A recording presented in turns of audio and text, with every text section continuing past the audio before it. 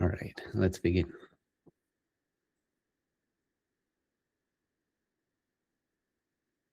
So there's a side to all this that is best expressed through the language of love. Right? There's the path of wisdom, but there's also the path of devotion. And they must converge. You can start on either one. They must converge. In self-realization, it's half of it is expressed in wisdom. The other half is just love. And it's expressed through love. There's a kind of understanding defined by that. In the last call, there was this question on non-duality is sometimes very bleak, very empty. And that's only focusing, and that's the internet version of non-duality. That's just focusing on a very conceptual side of it, the no self, there's no self, blah, blah. And in the question, it was Christina's friend, right? That she said the friend is content to be in love with Jesus. She's actually focusing on the other side, the path of devotion. But the true path here is to go deeper into that love. What does it mean to love Jesus? Can you love Jesus as a person? Because you never met him. You don't even know what his face looked like. Right? So the path is to go deeper. What is that love for? Who is it for? And who is the one who loves?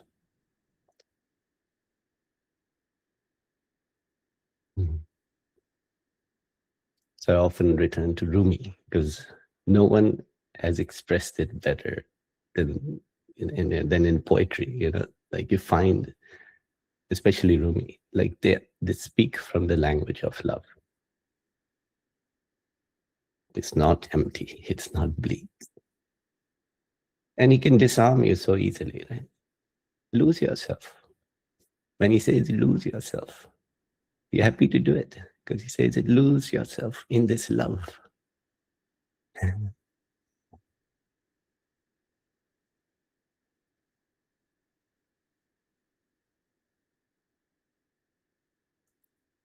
So the part of, I mean, all the talk of love and so on, sometimes it becomes like what you see on a gift card. But there is a side to it. You understand that what is the love for? Who is it for? In Sufism or in Islam, actually, there's this injunction that you must love Muhammad more than your own children, more than your own parents. Right? And it just, the typical I love Jesus or I love God thing just dies there. Like, can you love more than your own children? Can you love an entity that you've imagined? You can't, honestly. You can't. Yeah. Even the Bible itself exposes it with the book of Job. Yeah. When everything is nice and you're prosperous, yeah, that's the prosperity Bible. You can love God until things go wrong. Right? So we go deeper. You're questioning, who do I even love? Do I love the body? Do I love the personality, the mind, the face? No. It's very clear. When you love someone, you love what they are, the consciousness. And then the rest is just the faces and the memories. They're like the clothes. The disguise here is time. Yeah. Call it a temporal disguise through time and space. That's the garb, which seems like there's so many of you. And you pick your love for this one and not that one and so on. That's fine. But you should know what the beloved is. Who is it?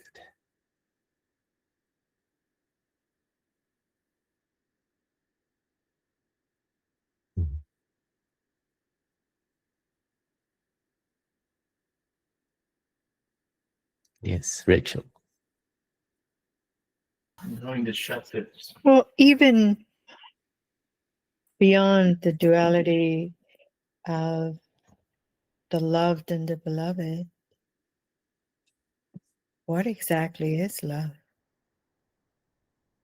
Because how we are taught love in any society, in every society, is taught from a perspective of full acceptance and embracing as our own. But there seems to be a selfish component to that.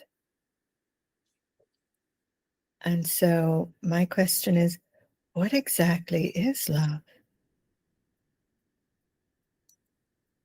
That is the path you're going down, right? You have to get to the bottom of that. So in the Sufism, you cannot understand love. You are not truly loving as long as you even love yourself more than the beloved, right? So you have to just lose the self. Then you know what love is. Right? Love is just, it's not love. It's the mind is compartmentalizing it. You love people, you love things, and so on. But that is then love becomes desire. It becomes craving. Okay? But what is love without the self, without having the concept of self? Then it is love for all of existence. It's not love for something or someone. It is the love of reality as it is. Just the love to be. And you realize that the very basic thing that gives momentum to allow there to be life and so on.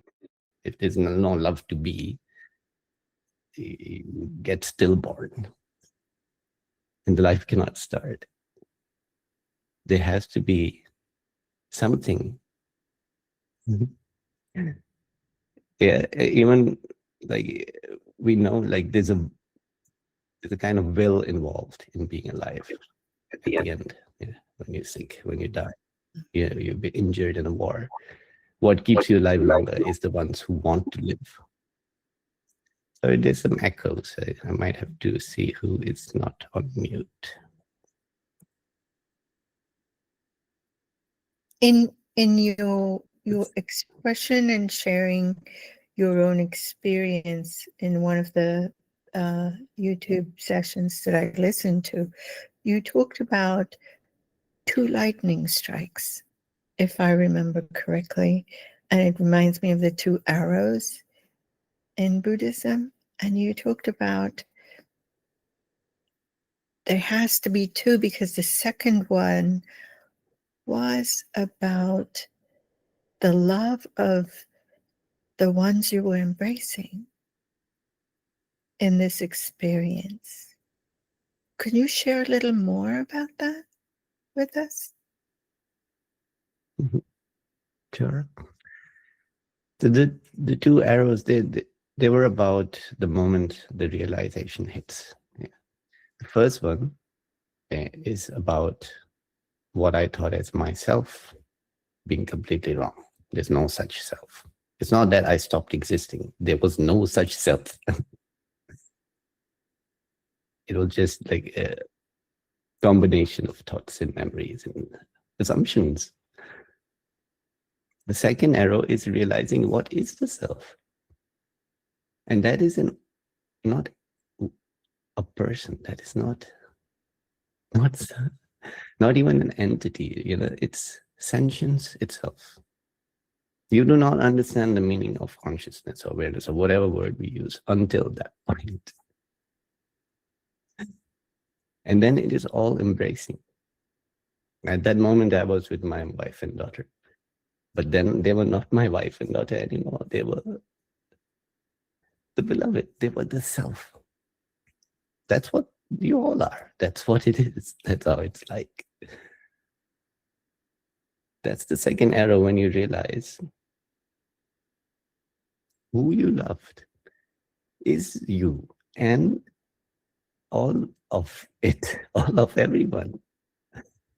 And what is the love? The love is you. This is the Trinity now, and right now, if we think in conceptual terms, right? There's the lover, the beloved, and the love. But in reality, there's the unity. The Trinity is not, it's just how we might see things through the mind. When there's a self, then there is the one you love and the love. When there's no self, there's only the love, and the love is the self.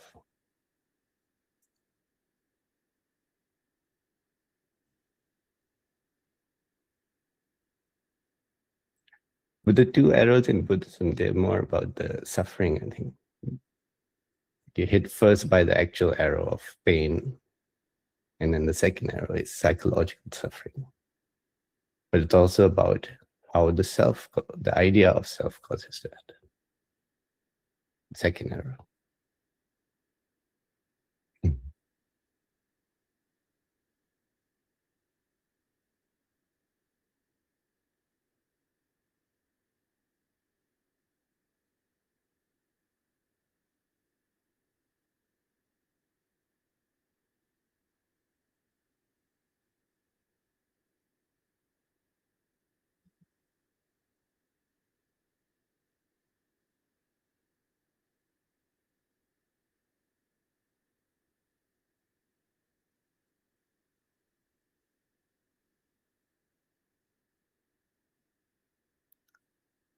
I used to do metta meditation for a while.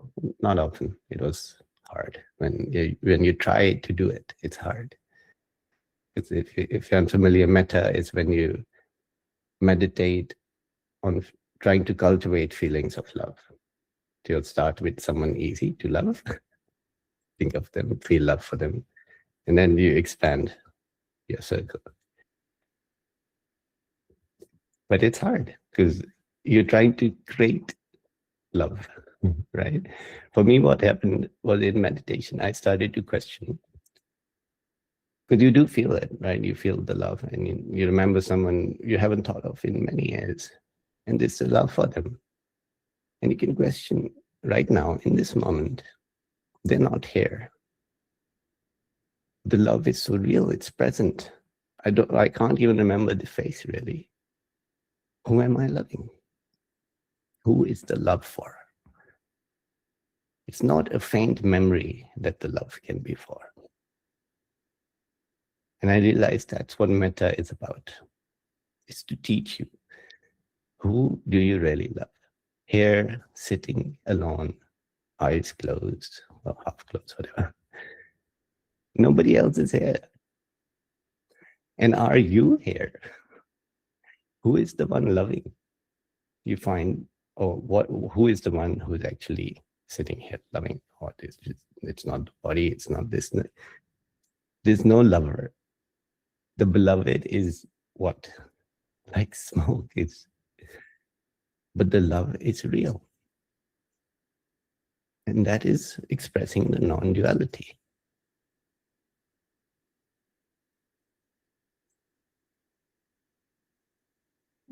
Because there's no separate subjects. And in that moment, you have done what Rumi is asking. Lose yourself in this love. And then you will rise from the earth and embrace the endless heavens. What does it mean? How can you embrace the endless heavens? Because once you've lost the self, love doesn't die. Animals die. Consciousness continues to appear again, right? Each life, it's there. Love is there. That's not dying. That is fundamental to whatever reality is, even now, before you understand it.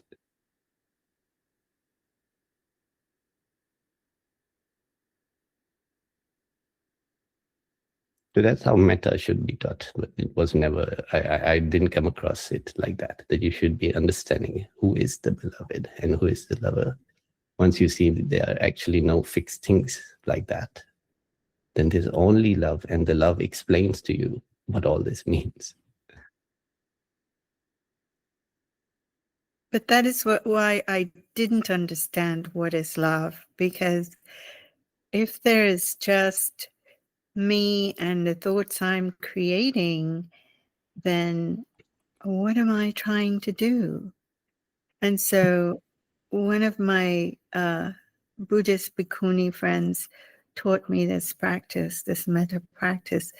And you're right, I found it very difficult to do because I couldn't even identify who is the me that I'm loving and what is this love. There's a story that Lord Krishna tells Radha when she asks him, Lord, you are everything in the universe. Why do you need me? And why do you need my love? And he goes through this entire explanation of creation to help her understand that she was the same as him. And so it is an intellectual concept for me, which I have great difficulty comprehending. The oneness, the non-duality. I mean, what I'm saying is, yeah, if we do it the standard way it's described, it's very icky. You're trying to cultivate love, what? But if you can get into that state where you're experiencing the love while you're alone meditating, the question then is, right now, what is actually here? Because the love is there, definitely. Yeah, you can feel it, it's here. Then what is here that is me? And what is here that is the object of devotion? The object of devotion is purely imagination in the moment. It's not there. There's no object. And what is me in that moment? Is not me as a lover, but I am the love in that moment. You are the love in that moment. And it's taking away all the forms you think you are, because they are not there in that moment. When it's all engulfing, and you look for me, you only find love. And you look for the beloved, you only find love. Well, what are you talking about? That there's a duality. There's no, it's annihilated, the self, in a very beautiful way. You haven't even realized it because you thought to lose the self is painful.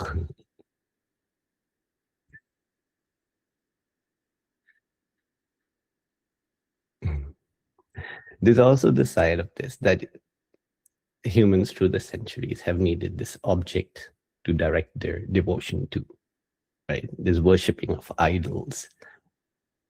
And when the Abrahamic religion started, they are rejecting the worshipping of idols. But the idols just shifted to mental idols. When someone says they love Jesus, they now have a mental idol, the object of devotion.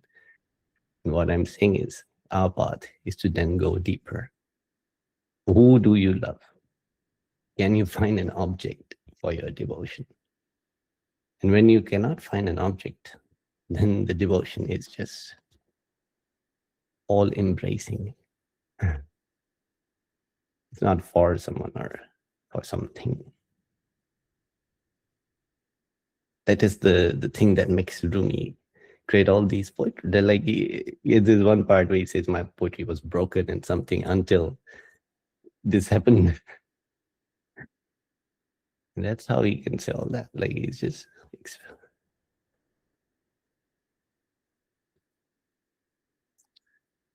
all of the pointers are to bring you back to yourself. So, like the latest video, it's a beautiful line. Return to the root of your own soul. Why does he repeat it? The root of the root. First you find the root. What is the root of what you are? He says, conscious, unconscious, that's the root. Now you go to the root of that root.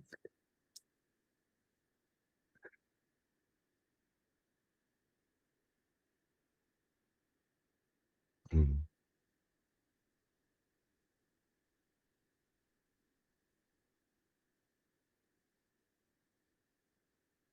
Neil. Hi, Nabil. Hello, everyone. Yeah, you just kind of, I was listening to that, your video, which is marvelous and wonderful. And I've heard that, that poem by Rumi previously, but I really appreciate your, as you describe it, your elaboration on the meaning of it, because I think I said in the comments that I read these poems and you get swept along with the poetry of it, but you don't always get what it's actually saying. It's maybe it's just the language, the time that it's written, or as I've said in my thing, my lack of understanding. But anyway, I do appreciate what you do with your videos like that, Nabil. And I've also been reading a lot of Nisargadatta, and it just seems to me that, and hopefully in line with what you've been saying, and what the lady was saying before, that you can't get to that place as you, as you are.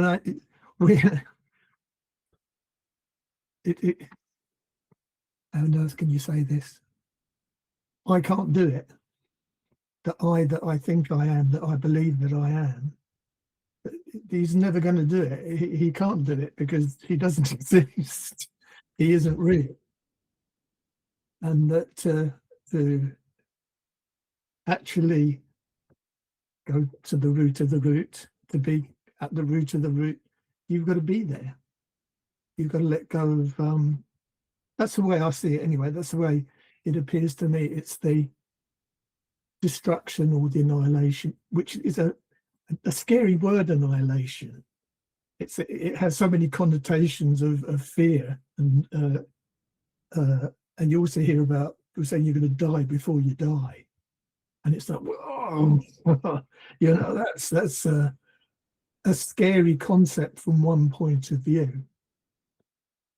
But my understanding of that is, no, it's not. It's not scary at all. It's liberation. It's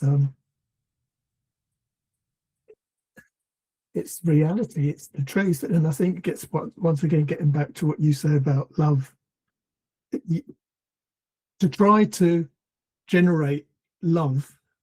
I think it's a little bit what you were saying about, you know, like greeting cards, like trying to be to generate, to make love happen is impossible, and it's unreal and it's fake. It only becomes real to me when I've let go of what I think I am, and when I'm actually aware of awareness. Then it's real. Because that is, I'm not generating it. It's there because that is what it is. That is what I am. And then I'm not having to be devoted or be a devotee or generate this experience or this love. This, because that's what I am. That's my nature. It's everything. But so really, I don't know if I'm actually asking you a question, Nabil. maybe I'm just saying to you, I think I hear you. I hear what you say, and I do love those videos so much because they really take you there. I feel that the work, the poems, and your elaboration and the way it's put together, it actually takes you there. It does to me anyway. At least that's my feeling. That's my experience. That you know, it's like you can talk about all of this stuff and discuss, and you talk about your mental concepts, and you know, and I do this all the time. I can't get my head around it, but it's just it's actually it's the reality of it, of Yeah. So anyway. I'll touch on a few things you said, right? So the first one is, when you read these texts, there's the sense, is it lost in translation? Is it, I can't understand it, is my fault, and so on. But the way to understand these texts is, let's say you start with Nisargadatta. You start to realize what he's saying is sinking in. You realize it. To me, all the other texts were reference points, validation points. Okay, now I'll take this understanding and see if that text, which was so obscure and it made no sense, does it make sense now? And it does. And you go to a Zen koan and it opens up. And all of the traditions, Sufi, Islam, Christian mysticism, Buddhism, whatever, saying exactly the same. And that is that is the test of truth. Yeah, everybody's fighting about which God is real, but there can only be one real reality. And that is the test. And that's why also in the channel, I don't like to stick to one thing.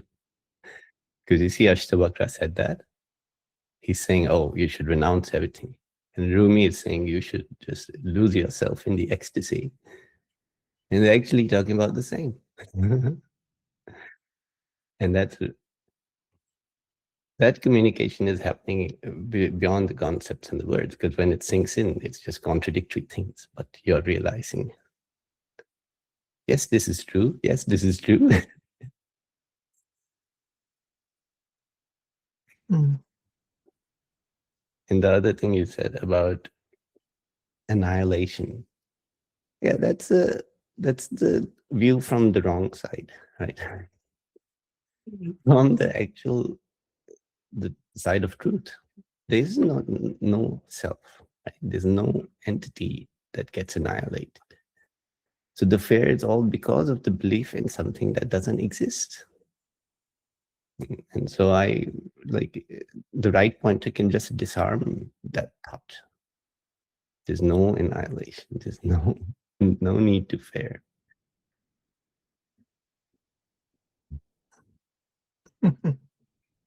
Yeah.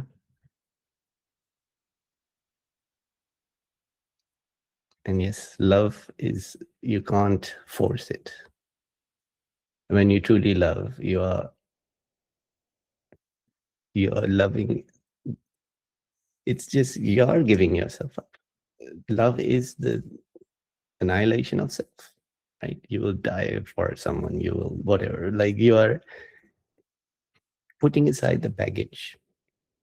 And the self everybody is afraid to lose is just baggage. It's not the self. So, yeah, as Ramana Maharshi said, the train will bring everyone to the destination. Just put down your baggage. It'll still go there.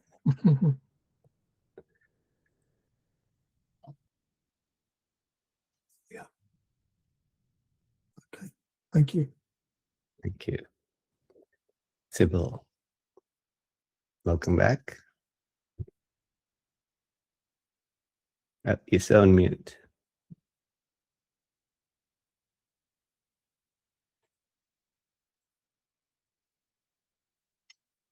No, can't hear you yet.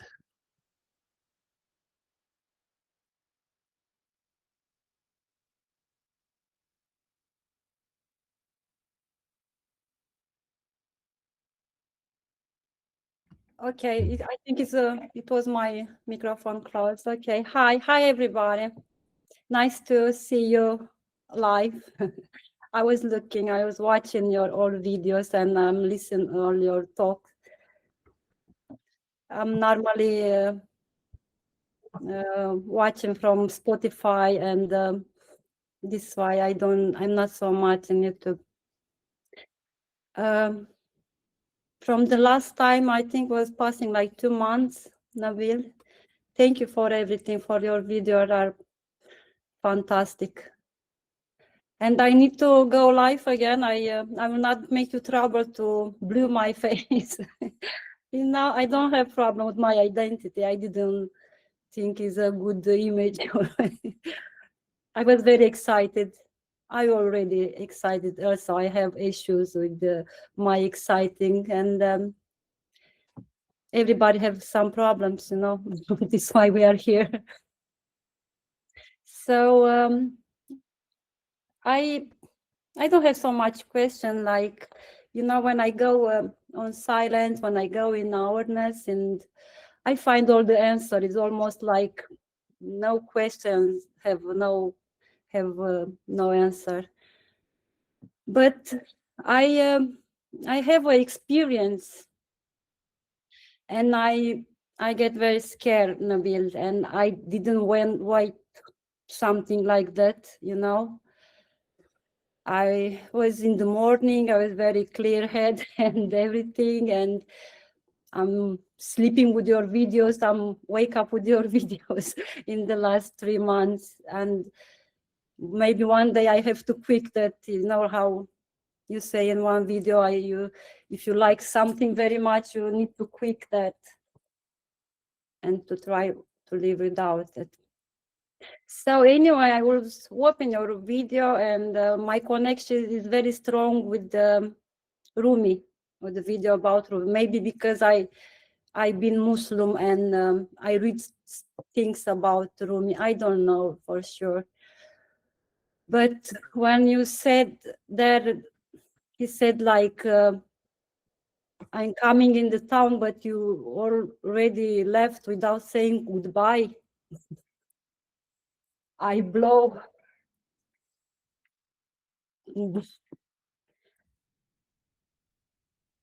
I start to do meditation like 1 month before, and I was going very fast to comparing with my friend who making meditation for a long time.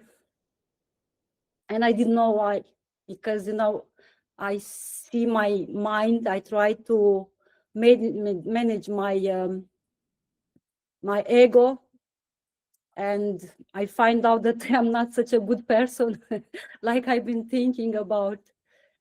And I realize a lot of things about myself, what I didn't like it. And I push everything, like when it's coming this thinking, this mind, I just push away. And the lightning was striking me. And I said, okay, I understand it's something there. I was not here. Okay, I was pushing, I was in another place. I wasn't waiting for something like this. It was so powerful. I cannot describe in any words, and my mind cannot understand. And I can speak with nobody. I cannot speak with nobody. Nobody understand me behind you guys, I think. It's hard. I didn't wait it. It was, and after this becomes so, everything was upside down, you know. Maybe you eat the rice, and after this you clean it and the bowl, and I don't know what to think about. But the problem was bigger because my ego was flowing back. So the fair you mentioned, that was before this happened, or what is that about? That's before? Now it's gone? You ask about experience? No, you said you had some fear. That was before this? Is it gone now? Oh, the fear, the big fear was in the moment when the strike was Right. for 1 second, I don't know. My mind tried to understand what happened, but I'm not a scary person. I have a lot of experience in my life, but this was something very different. So please help me. You put me. Like I said, I know when somehow, but I have, because Peace Center, I don't know the lady name, but Peace Center, her name. Rachel. Rachel. Hi, Rachel. You are very sweet. Every one of you. So we're speaking about striking like this, need to be the second time. So Nabil, I need the second strike, or I'm in nothingness right now. I stuck, or what is happened? Because I have the experience like blowing something, and I was not here. Was very, very powerful. I cannot explain any words. I was not here. It was something very different. And I was get scary, and I come back and I said, okay, I know, I understand there's something there, but I will go there when I'm dying, right? Why do I have to, what if I could keep strong myself, I will see the something, because I see nothing. It was dark. It was, I don't understand. Okay, so the way I described the two strikes, it can be confusing. It's just a moment. It's a single moment. Okay, but there's 2 points to be clear about. There's 2 points to be clear about. One is what it showed you, and you obviously get it, that I was not there. Whatever I consider I was not there. Yes. Yes. But somehow you were still there because you are the one who witnessed whatever that point was. So that you is the real you. And the one we... Sorry. So that is the point. One point is this I does not exist. The I we think of as me, the person who can be good or bad, who makes mistakes. When you say ego, that is still like a reflection of that assumed self. There's no ego either in that moment. Was there an ego? No. I will explain you again because I am excited. I don't know how did I make you understand or not. So my English is not so good. So I'm sorry for that too. So I watch my mind, okay, and I can control my mind. I start to believe, because I was a very angry person. I live in Turkey and in the city, and I get angry. I am Romanian, by the way. I'm not Turkish, but I get angry. I am an angry person. Okay, but after the meditation, I've been like smiling to everybody, and the sun was shining like magic. Everything was magic around me. My life was magical. I understand everything. And I said, this is the experience, This is, what can I want more than this? It was magic. I wish you all to live that. I was a religion person. I was looking for something in my life. I changed my religion for my because I wanted to see what is the Muslim, and I find also the Muslim is better than Orthodox. But I wasn't quite okay with that too.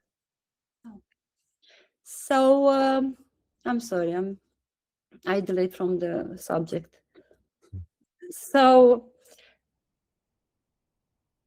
it was good, it was shiny, it was everything. I understand everybody. I don't care what somebody tell about me, or that small thinking, what we lose ourselves all day in that thinking was gone.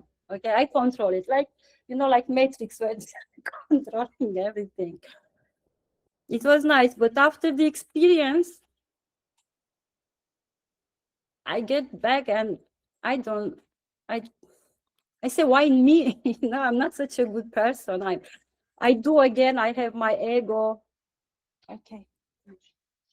I have my ego alive. I can choose what is good and what is wrong. I do mistake again. So I was thinking maybe, Nabil, I need to have again the experience and to see for real without being scared. Do you have any? Yeah, baby. Okay, you just go. I'm here. Okay. So what you need is not another experience. What Oh, you've seen, you try to understand what you saw in the moment, right? Which is that all of what you're describing, it happened, sure, but that was not happening to you as a person. You are that self which yes, is revealed in that yes, snapping out of this mind. yeah, from things.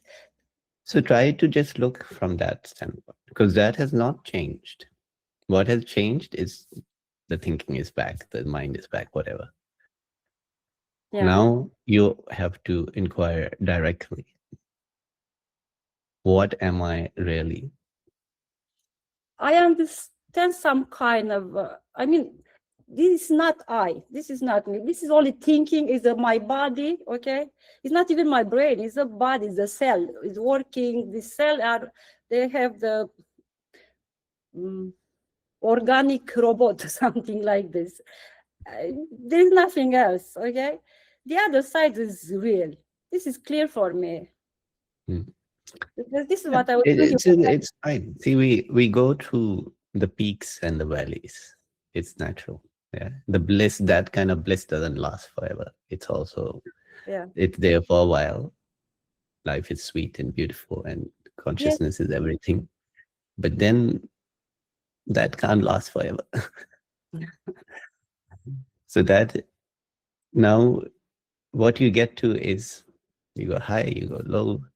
There's the baseline where you settle at, this is what I am, this is the ground. And then whatever comes, it comes and goes. You're fine. But don't think from that old standpoint. That's the point, which is a mistake, to then continue to think in terms of yourself as a person, because you know now that that's not real, right? You still live life, that's fine. But who is judging? Who is judging the thoughts? It's other thoughts judging thoughts. Exactly. But in meditation, when I stay still and when you go in a high place, I'm like, my reason to see this, to feel this, not to see because I see nothing, to feel this, maybe it's a reason. I need to find a reason. Maybe my body tell me that I need to find a reason. So I cannot go with my life like until now. I don't know. Sometimes, it's coming this, maybe you saw this situation. How I can go down from this ego. What is the ego to you? What does ego mean? Ego is like you want more. Who wants more? This body, of course. What I'm doing with my body just body needs food and water. What can I do? The demands here are a bit more than what the body wants. Look, the ego is actually just wrong thinking. The ego begins with the thought of the wrong idea of self, right? So you continue to focus on, what am I really? The ego cannot form, because the ego is just thinking. It's chains of thinking based on the wrong concept of self. So now, with what you've experienced, with what you've seen, spend some time just inquiring on that point, and then it fixes the whole system. Yeah, it rewrites the system. But don't expect to become a perfect person. That's not what's being written. What's happening is the meaning of I shifts to the actual meaning of I.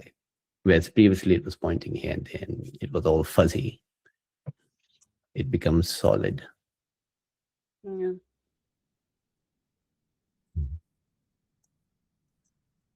Now, when I'm in inquiring, I understand what is happened actually, but it's not so easy because you can speak with anybody. You say this girl was not really normal before, but right now is more. It's, it's very funny. But we see what happened next. I will. It doesn't stay dark like that. Yeah, maybe you've got feelings of nothingness and darkness. No, you go back to what are you? There's a joy in that. There's beauty in that. Right? After that scare, it was broke up, the connection I have before. It was so great, so magic, and everything was great. And after the experience, I was like losing that connection. Why was the connection there? The connection was there because the sense of being a small person had dissolved. And the fear brings it back. So the connection is not a connection. It's the baseline. Is as if you live as you are, knowing what the self is, then you will feel the peace. You will have those moments of joy and beauty and so on. Yeah, but if we try to get back there, who will get back there? That's just going to create trouble.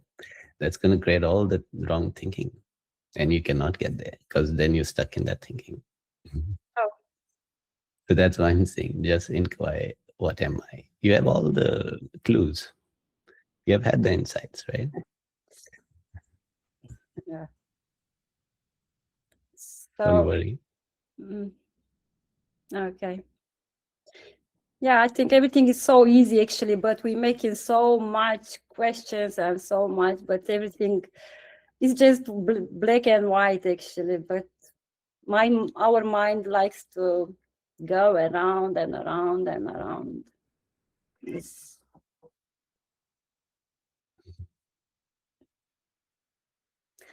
Thank you. Thank you. Now there, you have your hand up. Yes, I do. Hi.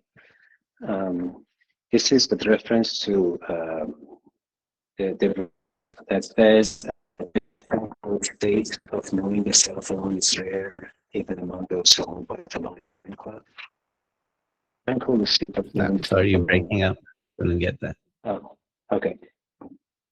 So this is the verse that says the tranquil state of knowing self alone is rare,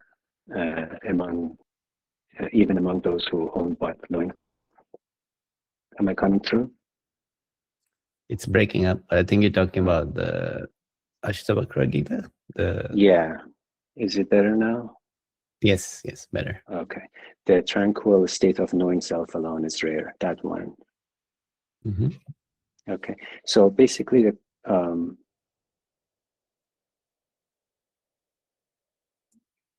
so that state,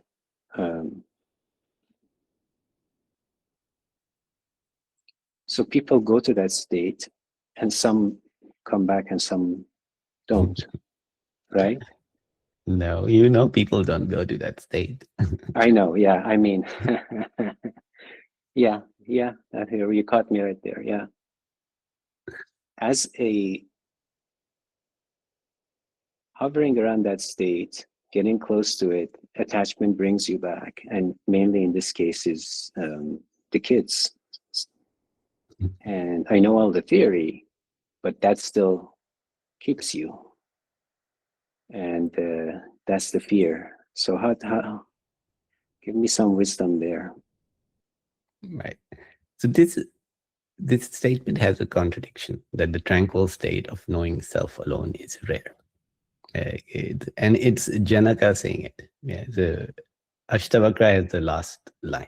Janaka is still the disciple being guided to, this is not the right way of thinking.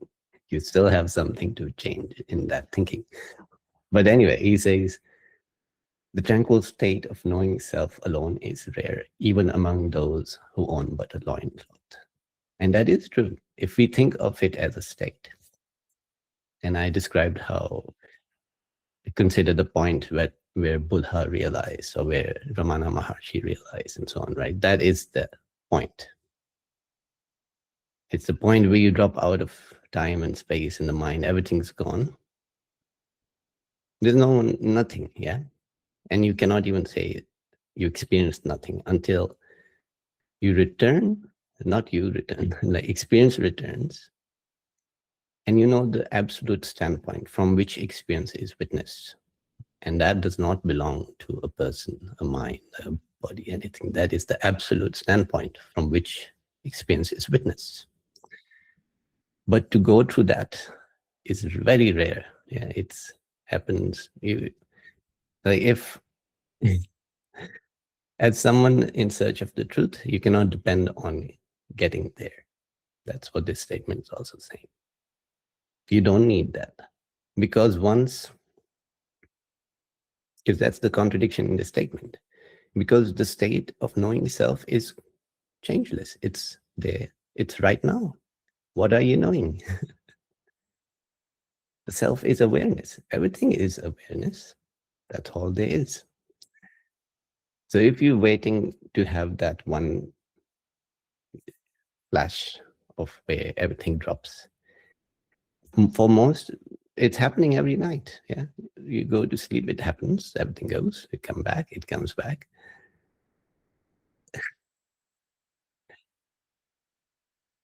To see it the way the sage sees it is rare. And you could spend your life dedicated to it, and there's no guarantee that you would be able to see it that way. So that's the kind of a warning in the statement. If you want to do it, fine, you can try. However, after that, he just says, and I therefore neither accept nor reject, and live as I am. Because in many ways to realize you don't need that point. That is the extreme case. It's the extreme case. And once you've had it, you realize I didn't actually need that. It was just, it's the same as going into sleep and returning, but you realize, which you all know, that in deep sleep, none of this existed. I, as I consider myself in life, did not exist. And so that I, which I consider myself in life, appears and disappears and is not I.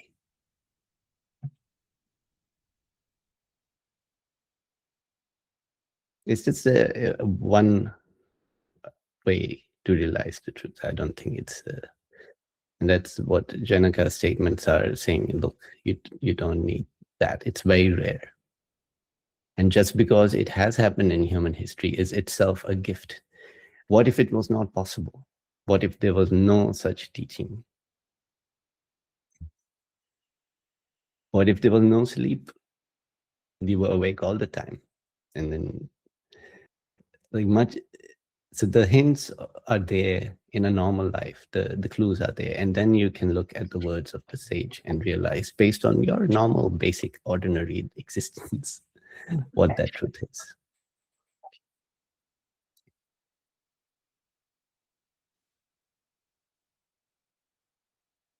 You're on mute.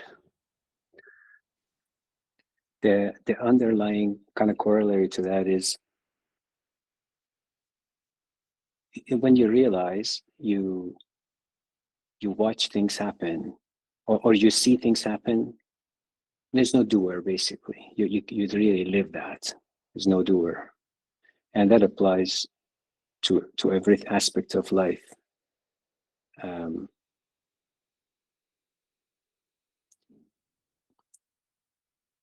Until you have attachments and you're thinking you're doing something, like you know, or that mental attachment, mainly about the children, let's say, kind of supporting them. And I think that's my underlying thing. Like, I'm not crazy about going to, but that's like a test of, okay, let go. Like you said, lose yourself. Okay, what keeps you from losing? What are those last things that keep you? Maybe such all mental. I mean, it is mental, but still, it's kind of a reality, and you know, one may be dealing with. So how do you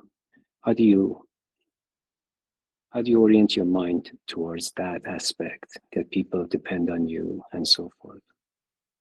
But and also resolve that with the fact that there's no doer. It's just a reframe in a way, right? It's the mind has framed everything in the sense of person doing stuff, but now you see, oh, the person was never doing stuff because there's no person. However, you are central to all of it. You, the awareness, are central to this body functioning. Otherwise, it's a corpse. Because of awareness, the mind can exist. So whatever happens, all the higher functions of the body, which involve thinking, work, they require you to be there. But then your role is only to be there, to be aware. And you have always been doing that role to perfection. And then the sense of doing is actually, it's just the one way of thinking of it, which is once you're not thinking that way, it's just ridiculous. It's the feeling is of effort. Of course, there's effort. Effort is awareness, being aware of what's going on in the body. If you run a sprint and you say, I'm not the doer, I should not feel the effort of the sprint. That's not how it works. You will feel the effort, but it is not because you are doing it, but because you are the awareness, aware of the body doing it. You know, everything happens the same way. I was saying in the last conversation, the truth explains everything as it is. There's the idea that everything will change, I will see things differently, and so on. The criteria for truth is it has to explain everything as it is. That's the criteria in science as well, right? Whatever theory you come up with, it has to map with existing data. If the data is right, your theory has to map to it.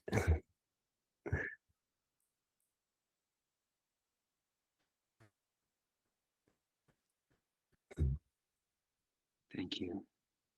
Thank you. Harsh, you've been waiting very long. Thank you, Nabil. It's my first time joining these two guys, so it's lovely to meet all of you. I wanted Welcome. to thank you. I wanted to ask that why the realizations of the self and the peace, the bliss, and the ecstasy that comes with it feels kind of flat or goes in the background when the body is sick or ill. Mhm. That's in my experience. Yeah. So that's what I was saying to Sybil as well. The high you get from realization is also temporary. It is not the actual bliss the sages talk about. So when at the point you realize there is this gushing, amazing, wow, it's beautiful, right? But that is temporary, because that is still the mind shifting and reacting to what has been realized. Yeah, its concepts of self have changed. It have expanded to infinity. The world which was dangerous and against you is now just the self.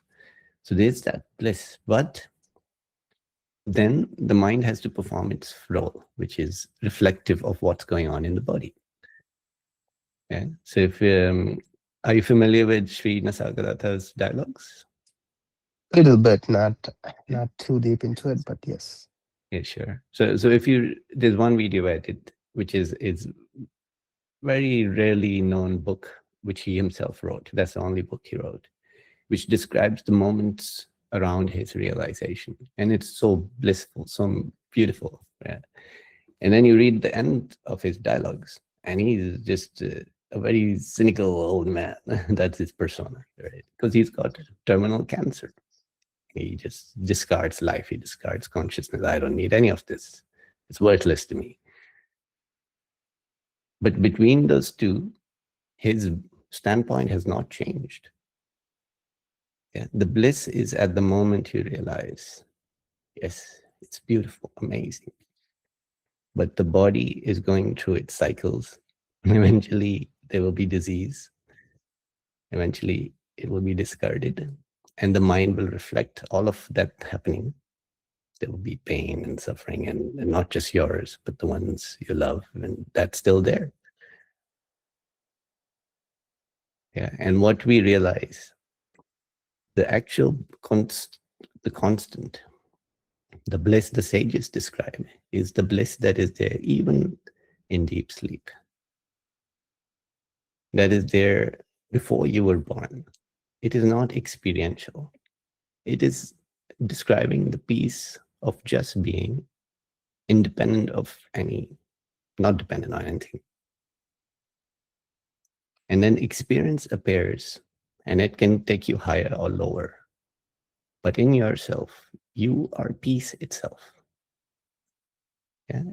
If the baseline was nothing, we can't describe it as peace. It's just, like, if there's no awareness, nothing, no, if awareness is something possessed by entities, when the entity dies, you can't call that peace. But if there are no separate selves, no separate sentient entities, and the baseline is awareness, then not having experience means peace. The baseline is peace.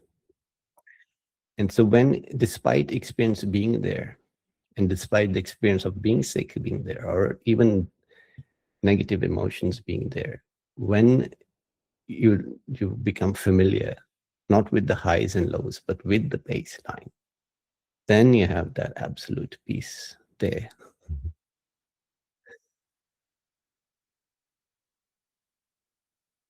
It's always there. It's just we are turning away from the gross to the subtle. Like there's a thing in your face, and we focus on that. But there's the deeper, the root of your own soul.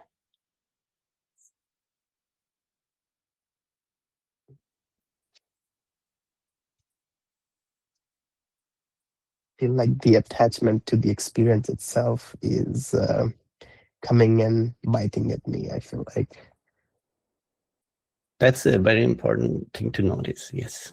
Like in meditation, the meditation only became very useful to me when I sat with the intention, I won't want any experience. I want to turn away from experience and see what I am, what is real. Yeah. But that was for a while as well.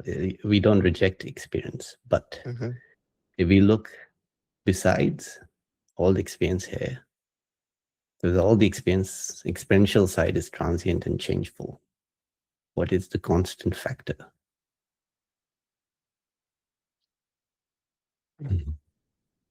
Thank you. Thank you.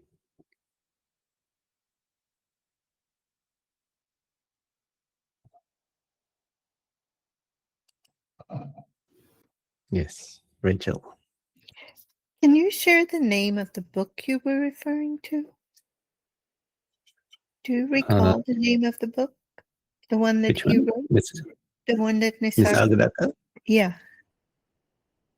It's self-realization and self-knowledge. Okay. It's translated by Jean Dunn. Self-realization and self-knowledge? Yeah, translated by Jean Dunn. Jean Dunn. Okay. Thank you. But if you, but some of it might sound very odd to you because it's quite written in the traditional understanding, and later not like he's trying to map it to what he learned about Brahman and all that. Later on, he just let's go, let's lose. Yeah, it's worth to read.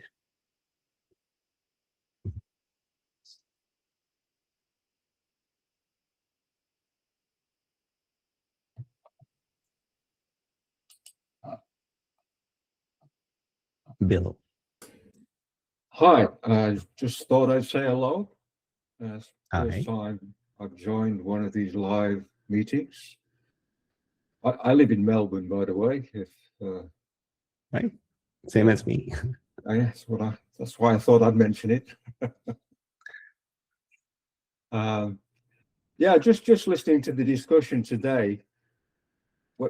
when we start off, I mean, in my case, it was always Bill trying to get to awareness. It's like the door, there seems to be a doorway for Bill that he can't get through. And the realization for Bill is that he doesn't have to go through the doorway. If he turns around, then awareness is behind Bill, and you're still seeing the face of Bill, but it's awareness that's looking through Bill's eyes at long last. And then the ego, which is the claimant for the doing, comes back and starts to discuss this whole problem. This, you know, why we can't stay, why we can't go. And then we lose that connection to the reality of what we are. But the more we try to make these visits, the easier it becomes. To get the knack seems to be going back to this situation where you are awareness and accepting it. The ego is the only one who objects to you being awareness. And eventually, as Nisargadatta says, you are the observer for a while.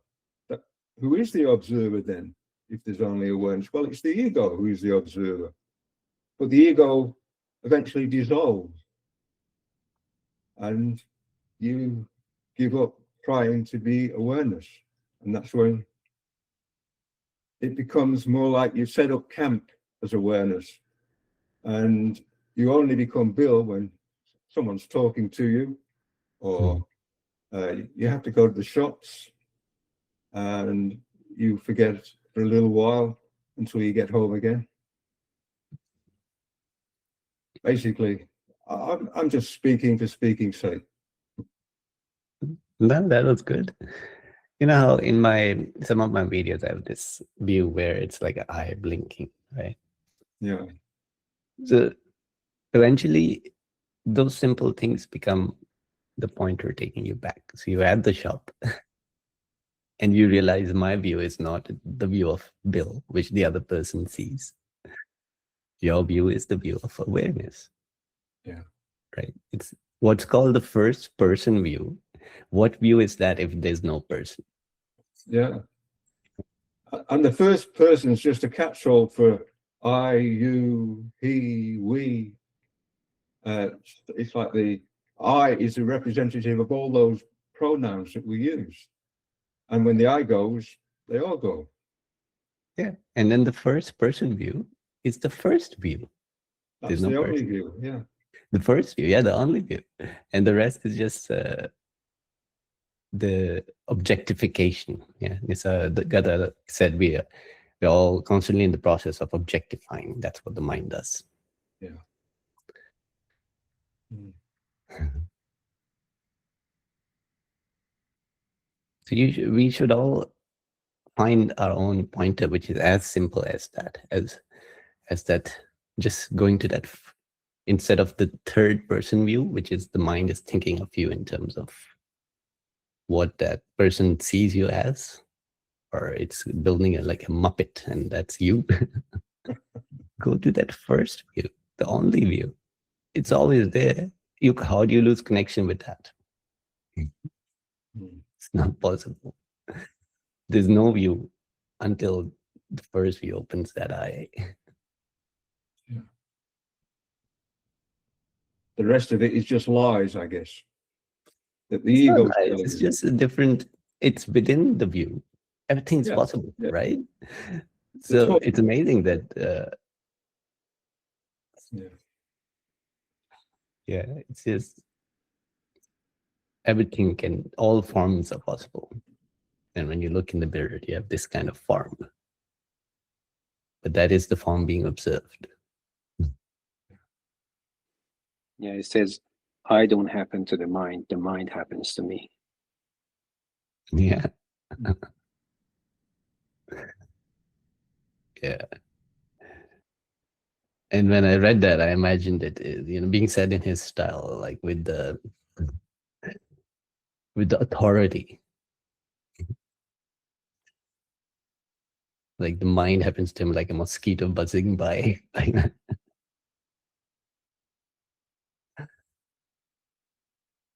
Neil, you had your hand up earlier.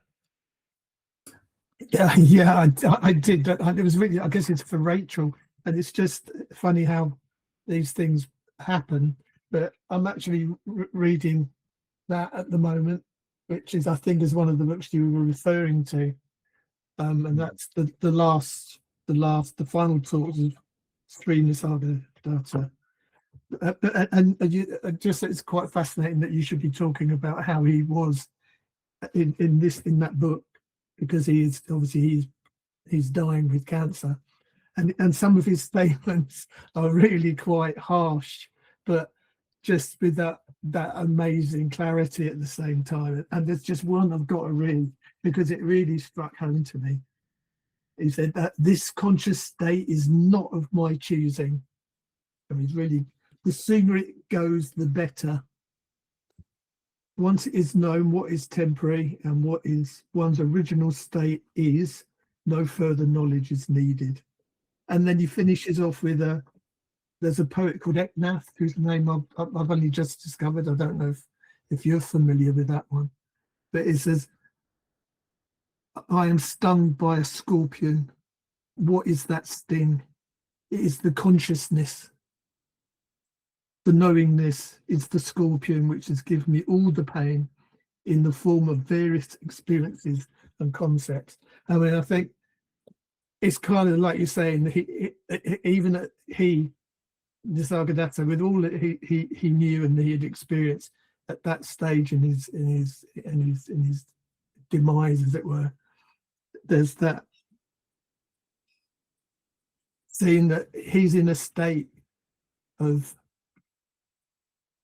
he just wants to get back to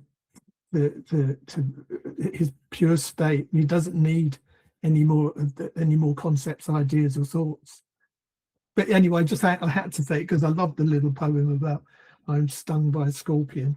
That's because I feel like that sometimes you go, what's all the problems? And it's like, yeah, I've been stung by a scorpion. And there's behind it all, there's a memory of our true state. To me, it's like my memory is so far back in my past that there's still a memory there of before coming here, as it were. There was a perfect state. There was a place that I came from that was, like he says, as soon as I can't even put it into words. But anyway, enough. That I just felt I had to say something as you were talking about the very book I'm reading at the moment. Mm-hmm. Some of what he says is for knocking out the idea that you need experiences. You want the experience that he had, and so on. He's rejecting it. He's saying no experience is necessary. Yeah, but if we just take that bit in exclusion, it could end up sounding like nihilism. Like there should be no consciousness ever. But that's not actually his standpoint. But he just like, I, as the absolute, had no need for this. It has come without my choosing and without me deciding how the world should be, and so on. Me, when I say me, that's his absolute I. But, Rumi says the opposite. He says, when this world goes, it'll be so easy to let it go. But how can I give up my love for you? Because when you lose consciousness, you're also losing the ability to love the beloved. Yeah, so it depends which perspective it is said from. And it's not that Nisargadatta did not. He meant he can say it from both sides. Next dialogue he'll say something else. But that's why I say consciousness is heaven and hell packaged in one, and you cannot have one part of the package. You either accept it all, or you reject it all. But even if you reject it all, you still have to live through it. So rather just see it for what it is. That's what he's saying. See it for what it is. If it's good, be happy. If it's bad, know what you are and stand firm.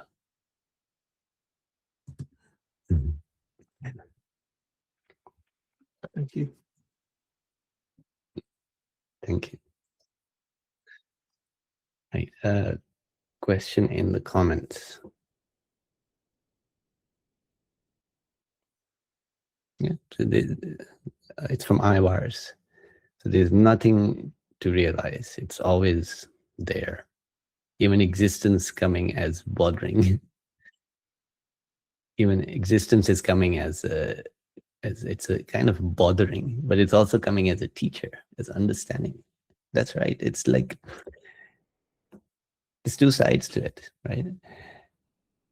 Like in shamanic traditions, you would actually inject the poison. Like you're saying, you're being stung by a scorpion. But humans have this way of finding the poisons they can ingest, right?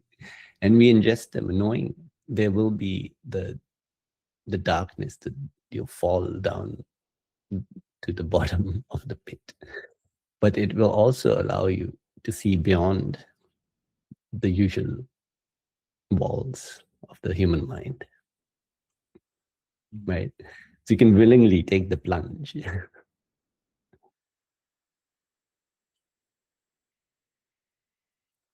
And life is like that. You didn't choose it, but then you can look at all of it as it was just, like in the Guest House by Rumi. And I love that point. The Guest House, like this being human, is a guest house. Every day, a new emotion, new feeling, a new depression. But you welcome them all. Actually, the guest house, it's just open to all. That's the nature of the guest house. You don't go and welcome them all. That's just the nature of awareness, that you cannot reject whatever appears. In all the terrible things humans have done, awareness has not rejected consciousness, like the possibility of experience. It's not possible because the very nature of awareness is to be aware. So when you read Nisargadatta, and it sounds like he wants to go back to that state, that is actually not true, because the absolute state is absolute. It's ever present. It is an additional layer there, which is the experience. This is the movement. But still, the absolute state is here, present, as being aware. Yeah, it's not there's a memory of it.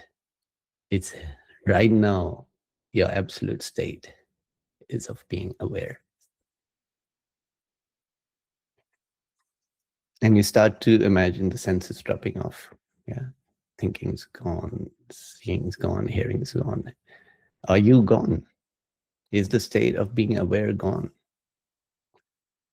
No, because as soon as there's a sound, awareness is present to hear, to turn that in whatever it's into a sound. The happening is the sound.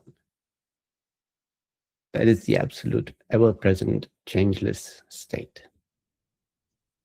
And all is being said is the rest, is extra, it's additional.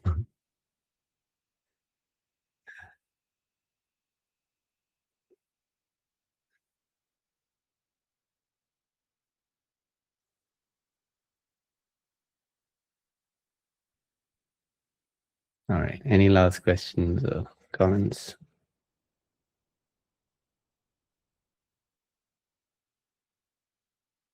All right, thank you all for joining. Thank you. See you next time. Thank you. Thank you. Thank you. Thank you. Thank you, Neil. Happy New Year, everyone. Happy New Year. Yeah. Absolutely.